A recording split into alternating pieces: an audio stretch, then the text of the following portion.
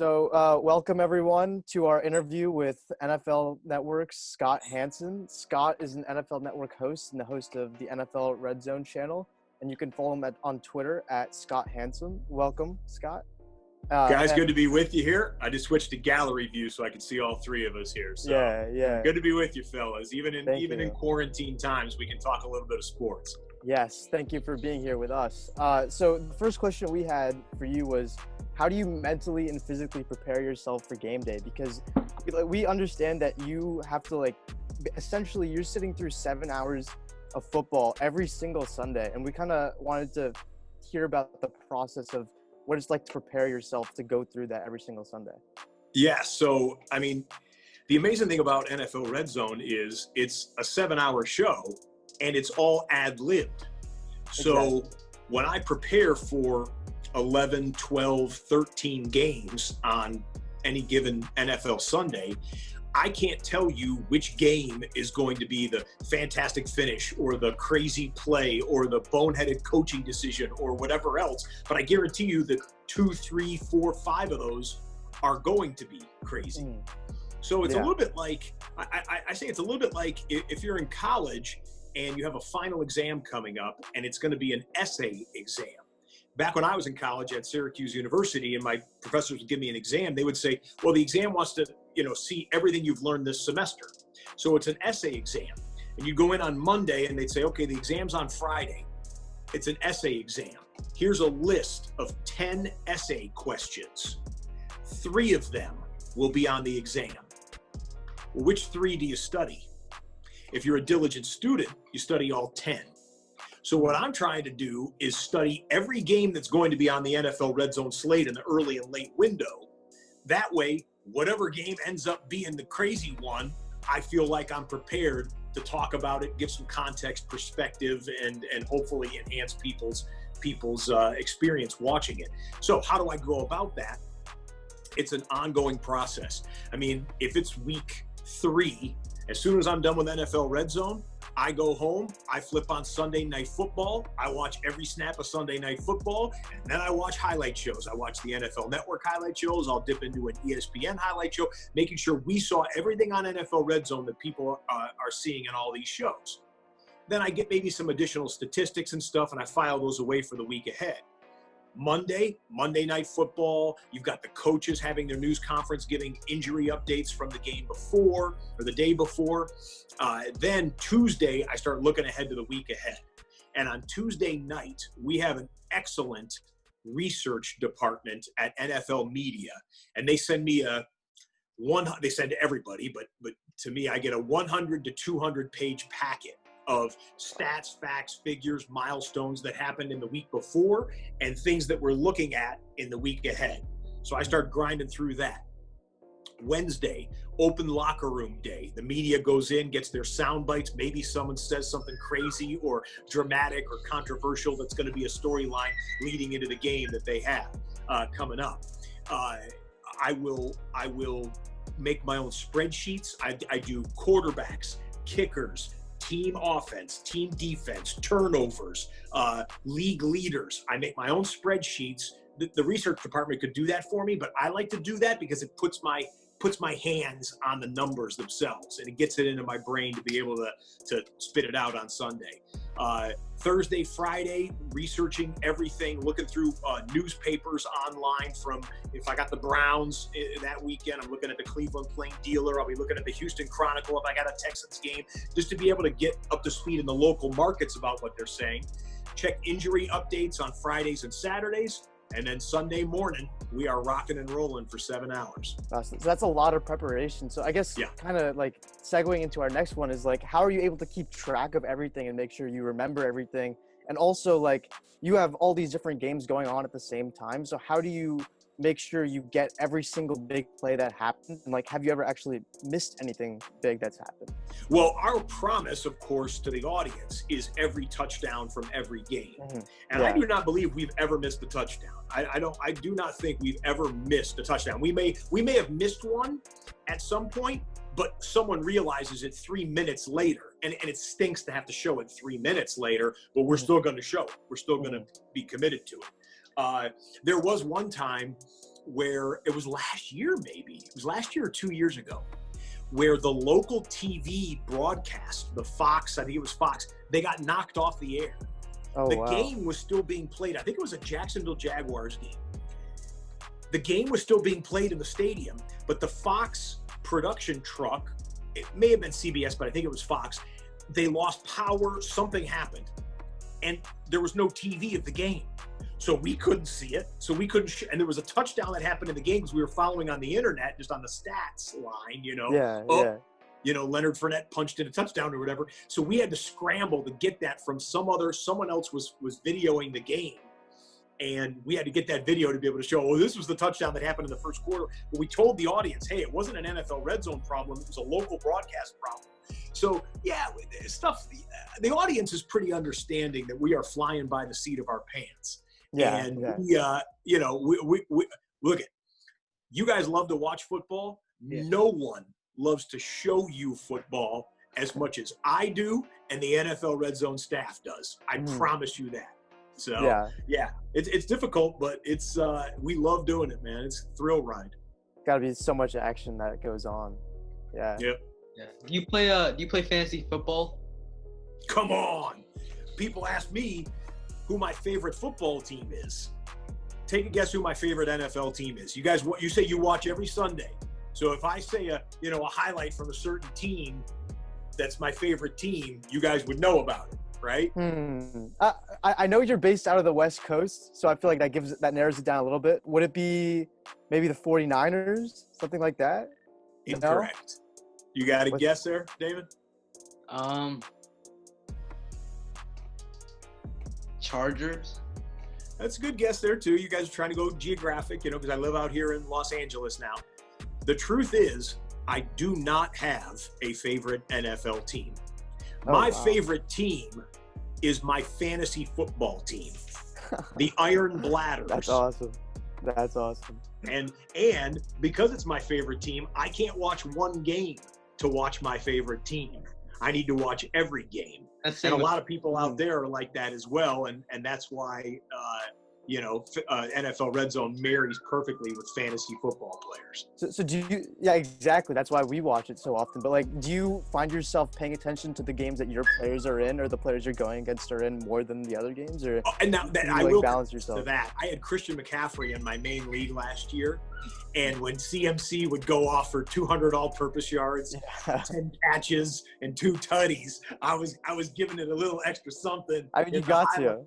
Exactly. Yeah. And so I've got 2 guys next to me in the studio. I've got a researcher and a spotter that sit next to me. We all play fantasy, and they know who's on. We don't play against each other, but we're all in fantasy leagues, and we all know who's got who on their team. So my guy would be like, if I missed CMC, I'm watching 9 games. If CMC did something up in the upper left-hand corner and I didn't see it live, he'd be like, CMC, 25-yard catch, That's or whatever. awesome. Yeah. So, yeah, I do give a little extra oomph, but that changes year from year. I don't play and my main league is not a keeper league, so I get new guys every year. And I don't want to be biased, of course, on the air, but it doesn't hurt if I give a little extra something when my guy scores a touchdown. Yeah. No, you don't have to be negative on the other guy, but yeah, definitely hype your own guys up a little bit more. Exactly. Yeah. What's the most memorable thing that in your time as being the host of the NFL Red Zone channel, what's the most memorable moment that you have? That you've had? Okay, you guys would have to do a little internet research here because I can't remember the date off the top of my head. But it was a triple box. All 3 of us are in a triple box right now. Yeah. So interestingly enough, this was a triple box. And the triple box went this way. I don't remember exactly what year. Well, I do remember. It was Russell Wilson's rookie year, which was also Robert Griffin III's rookie year. And they were key factors in the triple box because I think if I can remember the boxes here, upper right-hand corner was Robert Griffin III at home. Washington was playing. I don't remember who it was. May have been a division opponent. Skins had the ball and the lead with a minute left to go in the game. It was 3rd and 5. and RG3 kept the ball on a quarterback keeper around the left end. And not only did he get the first down, which was going to ice the game, he sprinted up the sideline for like a 50-yard touchdown. And the crowd at FedEx was just going ape, okay? So we had that happen. About 5 seconds later, upper left-hand corner of the triple box, Russell Wilson at home in Seattle against Tom Brady and the New England Patriots. The Patriots were leading. The Seahawks needed a touchdown to win the game. Russell Wilson, rookie quarterback, lofts one up into the end zone. Catch, touchdown. I don't remember who caught it. Could have been like Golden Tate or somebody back in the day. Doug Baldwin, whoever. But touchdown, Seattle wins the game, or was going to win the game with that. Then 10 seconds after that, bottom of the triple box, Arizona was at home in a tie game with 3 seconds left to go in the fourth quarter, and Jay Feely, the old NFL kicker, was lining up a game-winning kick. He strikes it. It goes up. It was like pretty yard, like a 45-yarder, so a pretty good poke. He hits it, hits the upright, and it bounces back onto the field, and we were going into overtime. So one of your loyal podcast watchers here can Google what exact week that was. But it was in the trip. You got it? Okay. I just got it. It was week 6, 2012. 2012 was RG3 and Russell's rookie year. Yeah. So that's what it was. And you can look those plays up to see how my memory is. But I called all 3 of those in a triple box, and it was, the control room was going like, this is awesome. Yeah. And I was in the studio going, this is freaking awesome. And yeah, we love it when we get good double box or triple box action, or even quad box. I mean, yeah, I'm looking at it now, and all these games look like they were pretty close. So, yeah, I think it holds up. I'm not looking at the highlights, but at least from what I see, I think it holds. That's pretty crazy, because that was 8 years ago. So yeah, time flies, man.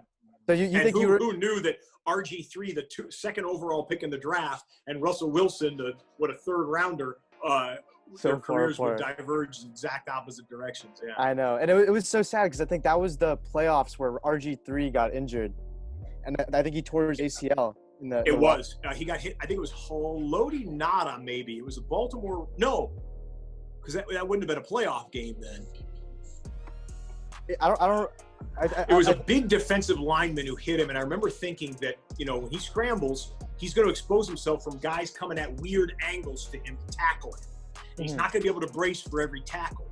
And it was like a whiplash effect with his leg. I remember that. It was really, really nasty and unfortunate. Yeah. Yeah, because he was going to be really good, I think. Yeah. By the way, do you guys want some behind the scenes stuff? Yeah, sure. Yeah. So I've got a foster dog. Just this last week, I have decided to foster a dog, and she is going crazy right now. Look at this over my shoulder. She's my God.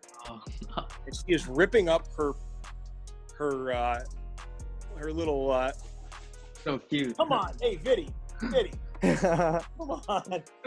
Come on, dude. Cut me some breaks. I don't think that crate as you do. Yeah, I mean, I'm a little worried. I'm afraid we might have an incident or an accident. She loves ripping up pee pads and loves ripping up towels. I put an old back towel in there. Classic puppy. What breed is she? Like a terrier mix. Yeah. She's not like a purebred or anything like that. But she's a sweet little girl. But she's gonna want me to get off this Zoom here in a bit. Hey, Viddy, I'll come and play with you in a bit. I would pick her up and have her do the podcast with me if I didn't think she would poop on me. Yeah.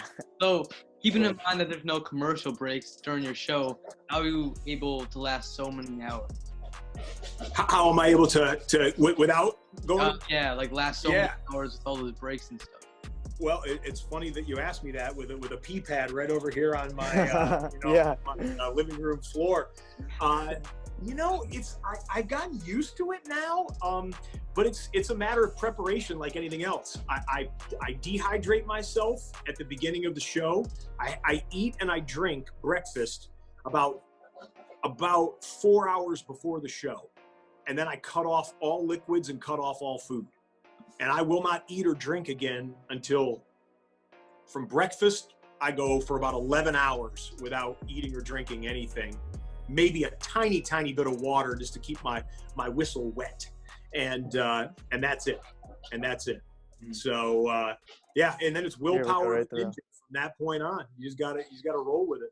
Yeah. Awesome. What do you think like the difference is between your job or like the biggest? Obviously, there's a huge difference between your job and like just a normal commentator who does one game. But like, do you think you would ever actually consider broadcasting during an actual game? Like if ESPN came calling for you to be the Monday Night Football broadcaster? Yeah, I get asked that, and I'm a fan of great the top line play-by-play guys. I love Al Michaels and Joe Buck, and Jim Nantz is phenomenal. Jim Nantz, by the way, came up to me at the Super Bowl and tells me when he's doing a 4 o'clock game, 4 o'clock Eastern, he watches Redzone from 1 o'clock. Yeah, Because he wants to keep track of everything. So he's in the broadcast booth getting ready for his game live at a stadium, watching Redzone to see everything, all the fantastic finishes.